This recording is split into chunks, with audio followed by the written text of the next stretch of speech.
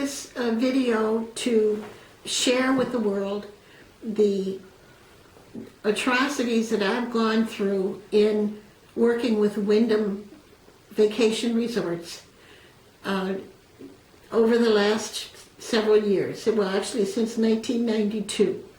My husband and I went to a timeshare presentation at Fairfield Plus, and it sounded very interesting and wonderful, and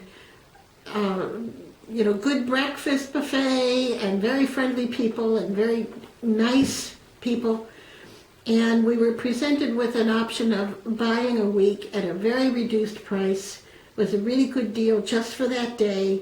And my husband and I thought, well, it sounds like it would be nice to have a timeshare to bring our children to for vacation, and would be a legacy and possibly an investment. So we purchased that timeshare. My husband died in 1998. I have raised 4 children on my own. In September of 2003, my daughter and I went to a presentation at Williamsburg, and we were told by Mary, the salesperson there, that with Kingsgate and Governor's Green, it was going to be really, really easy to rent out weeks in Williamsburg and to get the weeks to pay for themselves. So it really was an investment, a future investment for the family. And it would allow us to have, at any time that my children, as they grew up, to come down and use the weeks on their own, or to have a family reunion. So we purchased that week thinking that that was going to be a really, really good thing. I went back in 2005 and was told that by increasing my points and becoming a gold member of Wyndham Resorts, that I would have more benefits, that it would be so much better for me to be able to use these points and be able to maneuver the points and get more weeks rented out. Have the rents cover the mortgage. And in essence, this is what I was promised with each and every week I purchased. As time went on, in 2008, my daughter and I went to a presentation in Nashville. We wanted to try to put the deeds that we owned together into one deed. And we were presented with an option about, come in and talk to us, we'll see what we can do. Did you get the letter? Did you get the letter explaining from Wyndham that they're trying to help the VIP owners and they wanted to make an offer to you on being able to maneuver your points into a better position? No, we didn't get the letter. I seriously doubt that any letter was actually sent out, but that was the sales technique that was used.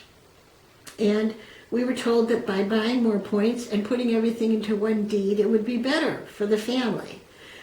So we did that, and we put a deed, we tried to put the deed into a revocable living trust.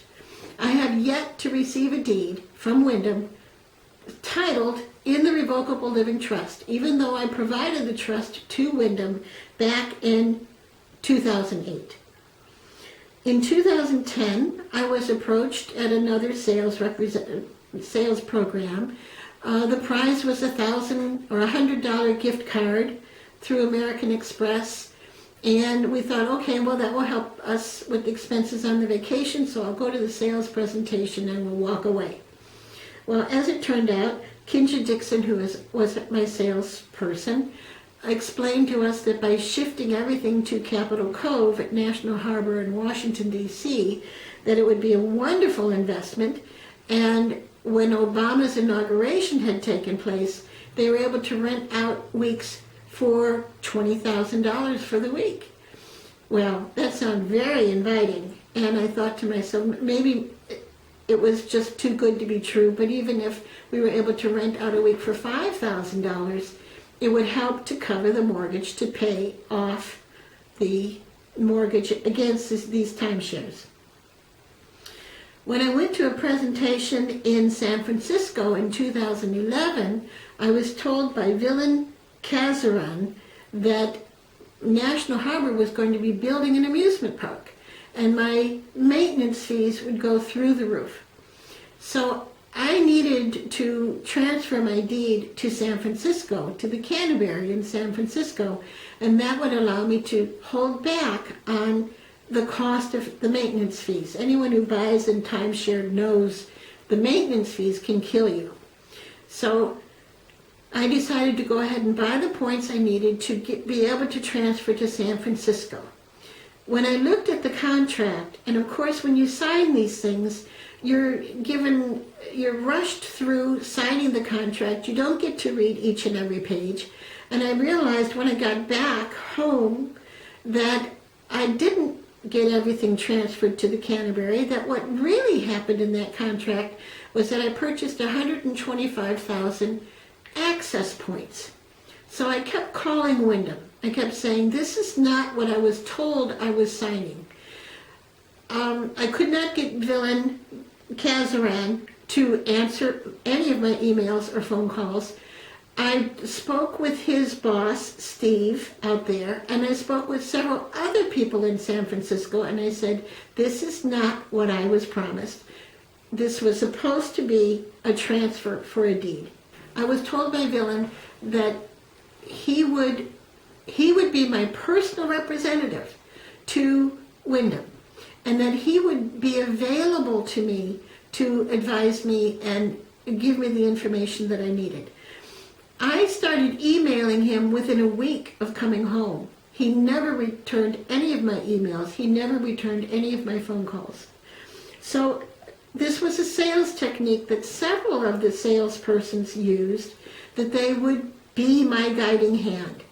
And I needed that. I'm working 2 full-time jobs. I don't have the time to study everything that's happening with Wyndham and what's the best time to rent and reserve and get things rented out.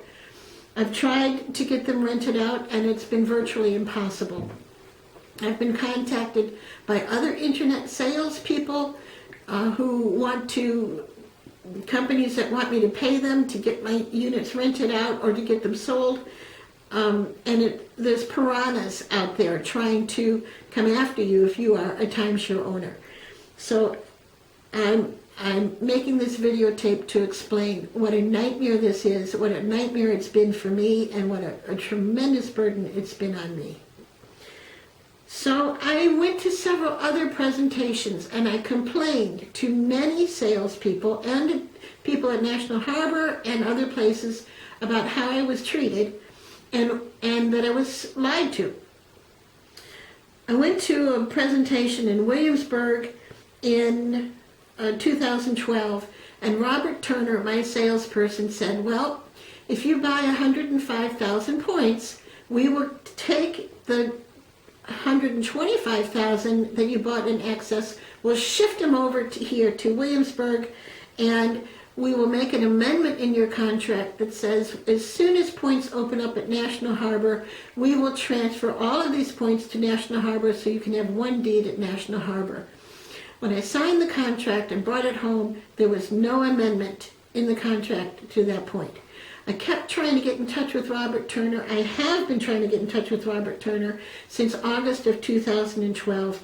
I've talked with the title company, or the people in the title office, and they have no record of the revocable living trust and no way that this deed was put into the trust.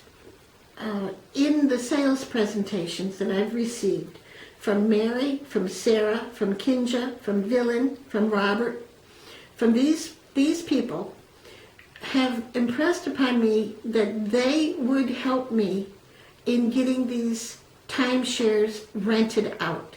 They would explain to me how to do it. They would give me the information of the weeks that were most important to reserve so that I could get them rented out.